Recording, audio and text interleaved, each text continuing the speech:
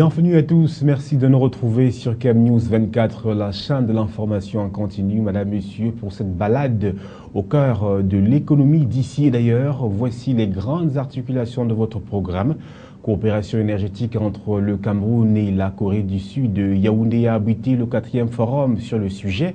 Port en eau profonde, barrages hydroélectriques sont entre autres défis énergétiques auxquels est confronté le Cameroun. Le savoir-faire coréen en la matière a été présenté à Yaoundé. À l'étranger, Éthiopie, nouveau souffle qui porte l'économie avec un boom dans le secteur immobilier. C'est que le pays s'est inscrit depuis 2010 dans la construction de nouvelles infrastructures, notamment des routes, des voies ferrées et des lignes à haute tension. Mais ce qui attire et focalise l'attention, c'est ce boom immobilier qui est remarquable. Voilà, Madame, Monsieur, pour les grandes articulations de votre programme économique. Bienvenue à tous. Le panorama de l'actualité économique, Madame, Monsieur, une fois de plus, merci de nous retrouver pour comprendre l'actualité économique. Eh bien, on parle de pétrole, de pipeline, avec le droit du transit du pétrole tchadien par le Cameroun qui est en hausse. Et bien évidemment, le constat a été établi au Cameroun. Le Cameroun a engrangé 12,07 milliards de francs CFA de droits de transit du pétrole tchadien entre le 1er janvier et le 30 avril 2015, soit une hausse de 85,98% par rapport à la même période l'année dernière. Selon la Société nationale des hydrocarbures SNH, en termes de volume cumulé, les enlèvements de brut tchadien à l'exportation au port de Kribi se sont élevés à 15,76 millions de barils, soit une hausse de 51% par rapport à la même période en 2014. Cette embellie est due à l'entrée en activité depuis janvier 2015 d'un deuxième expéditeur de brut tchadien à travers le pipeline, à savoir la China National Petroleum Company. Elle fait également suite à la revalorisation des droits de transit intervenue le 29 octobre 2013 et qui a fait passer la redevance de 195 à 618 francs CFA de baril de brut. Ainsi, en un peu plus de 10 ans de fonctionnement, les droits de transit du pipeline Tchad-Cameroun ont rapporté 229,6 milliards de francs CFA au deuxième pays cité, à savoir le Cameroun. Long de quelques 1070 km, cet oléoduc Tchad-Cameroun part des champs pétrolifères de Doba pour traverser le territoire camerounais sur près de 890 km de la frontière nord-est avec le Tchad jusqu'au terminal de Komé-Kribi. Deux sociétés, l'une de droit camerounais Codco, l'autre de droit tchadien Tchad Oil Transportation Company Todco, et qui constitue le comité de pilotage et de suivi, sont respectivement propriétaires des tronçons situés de part et d'autre de la frontière dont elle assure la construction, l'exploitation et l'entretien. Parlons de toute autre chose à présent. Parlons de coopération énergétique entre le Cameroun et la Corée du Sud. Eh bien, Yaoundé a abrité le 4e forum sur le sujet. Port en eau profonde, barrages hydroélectriques constituent entre autres défis auxquels le Cameroun est confronté. Eh bien, le savoir-faire coréen a été présenté à Yaoundé. Le reportage. Renforcer la collaboration énergétique entre le Cameroun et la Corée du Sud. C'est la raison du 4e forum de coopération énergétique tenu à Yaoundé entre les deux parties. Étaient présents aux assises l'ambassadeur de Corée au Cameroun et le ministre de l'eau et de l'énergie Basil Atanganakuna. À l'occasion, l'accent a été mis sur les perspectives d'approvisionnement énergétique du projet du port en eau profonde de Limbé. Le dit port sera constitué d'installations industrielles et d'autres infrastructures, notamment énergétiques et des télécommunications nécessaires à la création d'un pôle de développement économique dans la région haute. Selon Basil Atanganakuna, les activités qui s'y dérouleront auront besoin d'approvisionnement adéquat en énergie. Ce forum, qui rentre dans le cadre d'une série d'événements réguliers organisés par l'ambassade de Corée, a permis de présenter les capacités coréennes dans le secteur de l'énergie, entre autres, et de découvrir les besoins énergétiques du Cameroun. Les experts du ministère de l'eau et de l'énergie et de la Corée du Sud ont identifié ensemble les domaines pertinents de la coopération.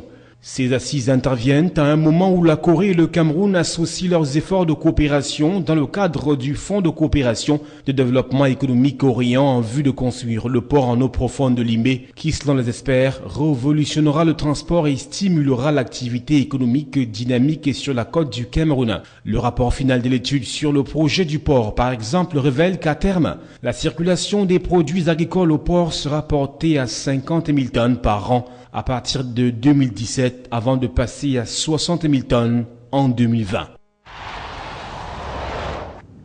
Agriculture à présent, parlons des champs de manioc avec justement 6 unités de transformation locale de manioc qui vont être très bientôt créées sur le territoire camerounais, les localités de Deya et d'Ibombari dans la région du littoral, Mouyouka dans le sud-ouest et Obala dans le centre abriteront donc des unités de transformation de manioc. 2 autres sites restent à identifier dans les régions du sud et de l'est du pays pour ces mêmes investissements qui seront réalisés dans le cadre du projet d'investissement et développement des marchés agricoles PITMA au Cameroun, financé à hauteur de 50 milliards de francs CFA par la Banque mondiale. L'information est révélée par un avis d'appel à manifestation d'intérêt que vient de lancer le coordonnateur du PITMA en vue du recrutement d'un consultant devant réaliser les études de faisabilité de ces différents projets. Ces usines de transformation du manioc tourneront certainement grâce à la matière première produite dans le cadre du PITMA lui-même, qui est un programme visant à intensifier la production du manioc, du maïs et du sorgho au Cameroun, afin d'approvisionner les industries agroalimentaires. Pour rappel, une unité de transformation de manioc a été construite dans la ville de Saint-Mélima depuis 2013, mais n'a jusqu'ici pas été mise en service à cause de l'absence de la matière première dont la Sotramas ambitionne de transformer 120 tonnes en amidon chaque jour. Selon les estimations officielles, au cours des 5 prochaines années, il faut planter 4000 hectares de manioc dans les environs de la ville de Saint-Mélima qui abrite cette usine afin que la Sotramas puisse tourner à plein régime et ne subisse pas les affres du déficit de production du manioc actuellement observé au Cameroun.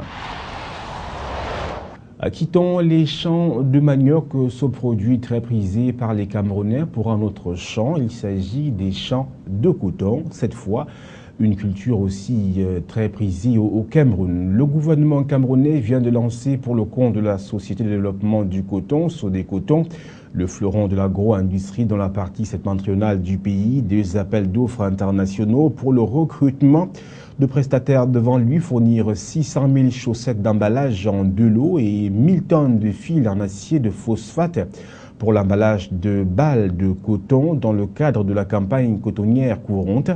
Les entreprises intéressées par ces 2 marchés dont les coûts prévisionnels sont respectivement de 1,1 milliard de francs CFA et d'1 milliard de francs CFA jusqu'au 1er et 9 juillet 2015 pour faire parvenir leurs offres au ministère des Marchés publics à Yaoundé.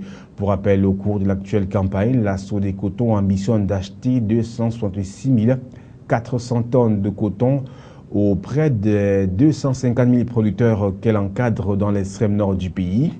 C'était le 27 janvier 2015 au cours de la signature d'un accord de près de 36,5 milliards de francs CFA avec un pôle de 5 banques locales en vue du financement de la campagne cotonnière 2014-2015.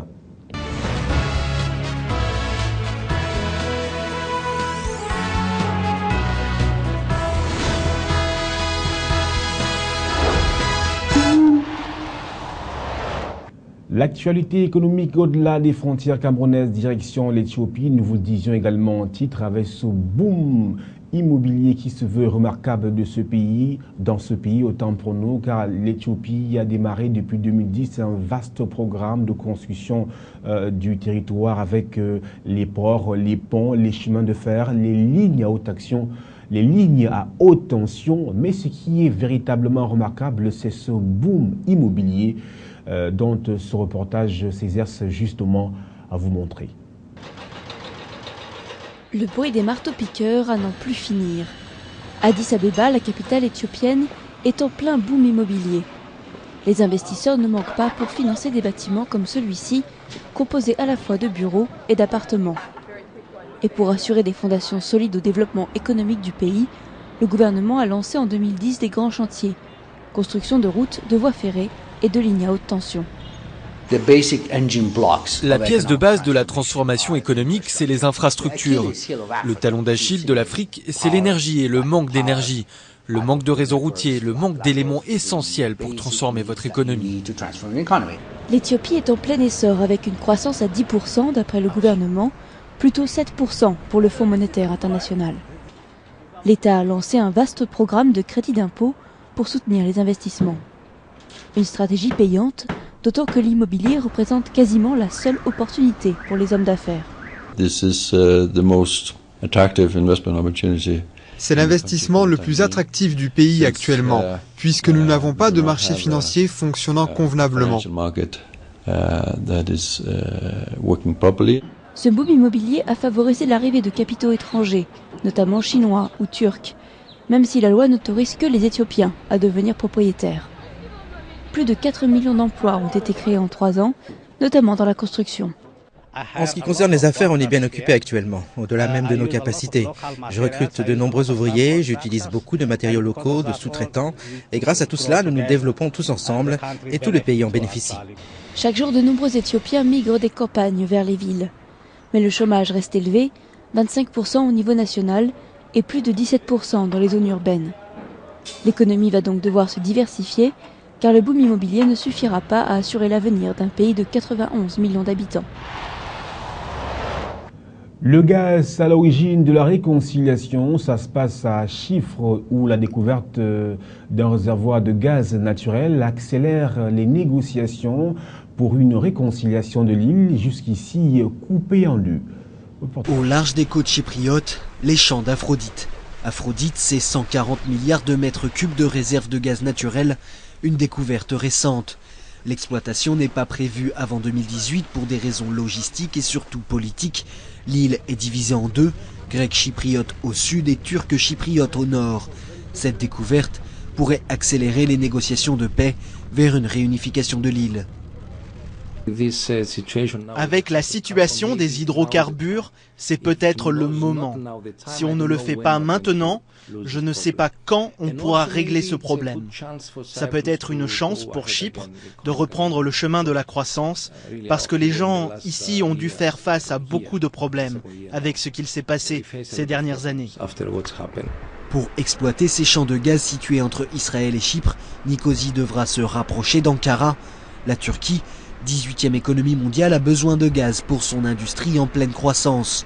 Même si les discussions sont en cours sur le lieu d'implantation de l'usine de liquéfaction, l'impact financier est potentiellement porteur de solutions anti-crise pour Chypre. Ce qu'on espère et qui commence à avoir lieu, c'est qu'en plus de tirer les bénéfices directs des ventes de gaz, on récupère aussi des bénéfices indirects des entreprises qui s'installeraient ici à Chypre. Les Chypriotes restent optimistes mais prudents sur les retombées de la découverte du gaz.